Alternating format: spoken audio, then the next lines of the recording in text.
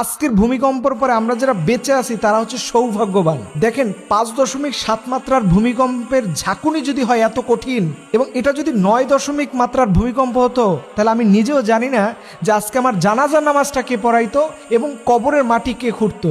কারণ 9 মাত্রার ভূমিকম্প যদি বাংলাদেশ আজকে হতো, কত লক্ষ মানুষ যে আজকে মারা যেত এক আল্লাহ ছাড়া কেউ জানে না। এর জন্য ভাইদেরকে আমি বলি, যারা শহরে থাকেন, ঢাকা, চট্টগ্রাম, বিভিন্ন সিটি শহরে থাকেন, প্লিজ মেহেরবানি করে এই শহর ছাড়তে হবে। এই শহরের যে কি কঠিন এক অবস্থা চলতেছে এক আল্লাহ ছাড়া কেউ জানে না। এই দেশের উপর এখন পর্যন্ত রহমত আসছে বলেই এই বিল্ডিংগুলো এখনো ভেঙে পড়ে নাই। আল্লাহ নবী বলেছেন এই ভূমিকম্প কেন হয় বেশি জানো? যেই সমাজে মদ বেড়ে যায়, নেশা বেড়ে যায়, যেখানে নারীদের অবাধ্যতা বেড়ে যায়, নারীদের খারাপ কাজ বেড়ে যায়, সেখানে আল্লাহর পক্ষ থেকে গজব আসে। এবং এটা যেদিন হবে, দেখছে না যে আজকে মানুষ ওভারব্রিজের নিচে খোলা রাস্তায় গেছে, মানুষ বাঁচার জন্য রাস্তায় দাঁড়াইছে। এখন রাস্তার উপরে আগে তো ওভারব্রিজ ছিল না, এখন ওভারব্রিজ। মানুষ চিন্তা করতেছে যে ওভারব্রিজ ভাঙা গায়ে না পড়ে। আল্লাহু আকবার। কত বিশ্ববিদ্যালয়ের ছাত্ররা 4তলা 5তলা, গার্মেন্টসের কর্মীরা এই ভূমিকম্পের ভয়ে নামতে গিয়ে তাদের কতজনের পা যে ভেঙে গেছে, কতজন মোবাইল রেখে যে পালিয়ে গেছে, এটা কোনো হিসাব নাই। আল্লাহু আকবার। কি কঠিন একটা সময় আমাদের জন্য আসতেছে। আল্লাহ বলছে ইযা যুলজিলাতিল আরদু জিলজালাহা ওয়া আখরাজাতিল আরদু আথকালাহা। যেদিন এই পৃথিবীকে আল্লাহ ঝাঁকিয়ে দিবেন, ভূমিকম্পের এই তীব্রতায় পৃথিবী সব উপড়ে ফেলবে। এই যে পৃথিবীর উপরে বিল্ডিংগুলো দাঁড়ায় আছে, এই বিল্ডিংগুলো সব উপড়ে ফেলবে। আল্লাহু আকবার। সেদিন ভয়াবহ একটা অবস্থা হবে।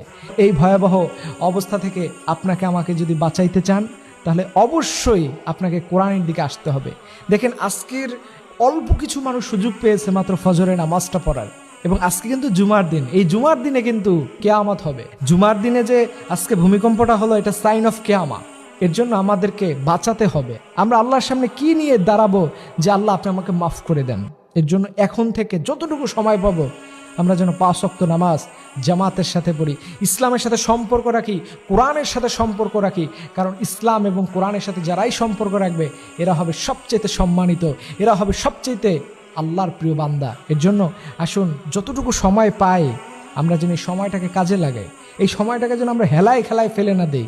কারণ আল্লাহর পক্ষ থেকে নেয়ামত হচ্ছে সময়। আল্লাহ কোরআনে বলছে ওয়াল আসর ইন্নাল ইনসানা লাফি খুসর। আল্লাহ কসম দিয়ে বলছেন মানুষ সবচেয়ে ক্ষতির মধ্যে রয়েছে। কারণ মানুষের জীবনে সবচেয়ে বড় অ্যাসেট হচ্ছে সময়।